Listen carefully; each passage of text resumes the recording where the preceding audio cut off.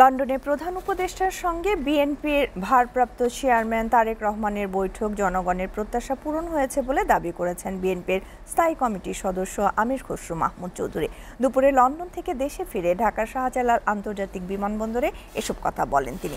এদিকে British high কমিশনারের সাথে বৈঠক শেষে বিএনপির স্থায়ী কমিটির সদস্য ডক্টর আব্দুল মঈন খান জানান, লন্ডনে বৈঠকের পর দেশের রাজনীতির গুণগত পরিবর্তন হয়েছে। মামুন হোসাইনের প্রতিবেদন। লন্ডনে অন্তর্বর্তী সরকারের প্রধান উপদেষ্টা ডক্টর মোহাম্মদ ইউনূসের সঙ্গে বৈঠক করেন বিএনপির ভারপ্রাপ্ত চেয়ারম্যান তারেক রহমান। 1 ঘণ্টা 35 মিনিটের এই বৈঠক সফল হয়েছে বলে মনে করেন দলটির নেতাকর্মীরা।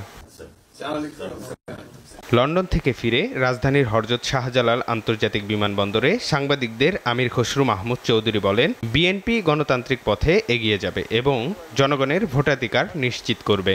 নির্বাচন ব্যতীত আপনি গণতান্ত্রিক রাজনৈতিক যে সাংবিধানিক অধিকার জনগণের ফিরিয়ে দেওয়ার আর তো কোনো পথ নাই। এখানে তো আমরা ঐক্যমত পোষণ করছি সবাই, সারা জাতি, এবং বাংলাদেশের মানুষ গত 20 বছর ধরে ভোটাধিকার প্রয়োগ করতে পারে না, নতুন প্রজন্ম ভোট প্রয়োগ করতে পারে নাই। তো তারা তো সবাই দ্রুততম সময়ে নির্বাচনের মাধ্যমে গণতন্ত্রের উত্তরণ চায়, দেশে গণতান্ত্রিক প্রক্রিয়া ফিরে আসবে এবং তার জনগণের সাংবিধানিক রাজনৈতিক গণতান্ত্রিক অধিকার ফিরে আসবে। এটাই তো প্রত্যাশা ছিল, আন্দোলনের ত্যাগের প্রত্যাশা তো এটাই ছিল। সেটা যত দ্রুততম সময়ে সেটা আমরা সেই জায়গায় যেতে পারি।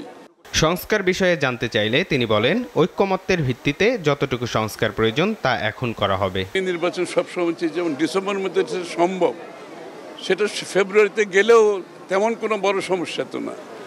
আর যেখানে একটা আমি তো বলেছি, যত বেশি আমাদের মধ্যে ঐক্যমতের মাধ্যমে আমরা সিদ্ধান্ত নিতে পারবো তত জাতির জন্য এটা ভালো। এই যে আমরা ঐক্যমতে এসেছি এটাই তো বড় কথা। এবং সব সিদ্ধান্তে একটা ঐক্যমত থাকলে, যে স্বৈরাচারকে আমরা বিদায় করেছি, ফ্যাসিস্টকে বিদায় করেছি, এবং সেই জাতির প্রত্যাশা পূরণে অনেক বেশি সহজ হবে সেটা। সুতরাং আমরা চেষ্টা করব যেখানে সম্ভব, যত বেশি সম্ভব ঐক্যমতের পরিপ্রেক্ষিতে সিদ্ধান্তগুলো নিতে। এদিকে ব্রিটিশ হাই কমিশনার সারাহ কুকের সাথে বৈঠক শেষে সংবাদ সম্মেলনে বিএনপির স্থায়ী কমিটির সদস্য ডক্টর আব্দুল মঈন খান বলেন, দেশের মানুষ এখন ভাত নয় বরং ভোট চায়। মানুষ মন করে কথা বলতে চায়। এই যে আজকে আপনারা প্রশ্ন করছেন, আমরা উত্তর দিচ্ছি, বিগত 13 বছর কি পরিবেশ ছিল তো। কাজে এই যে বাংলাদেশের মানুষের যে সাইকোলজি, এটা তো মানুষ না খেতে না খেয়ে থাকতে রাজি আছে, ভোট না দিয়ে কিন্তু থাকবে।